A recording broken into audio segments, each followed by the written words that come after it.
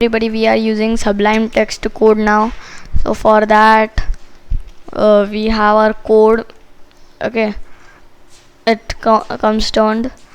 Okay, for saving it, you know the save as well as step, you have to again use that step.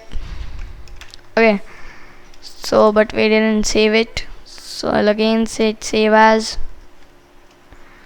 I'll say learn. Okay, I'm saying it. What happened? I didn't save it like that. I'll say save all.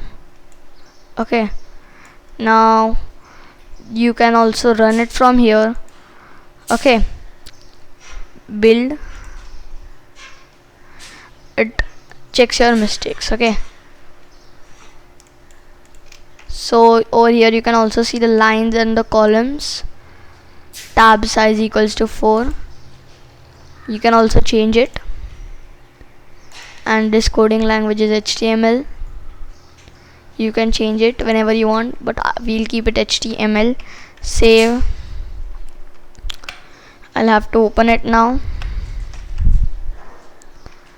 File Explorer. This is learn.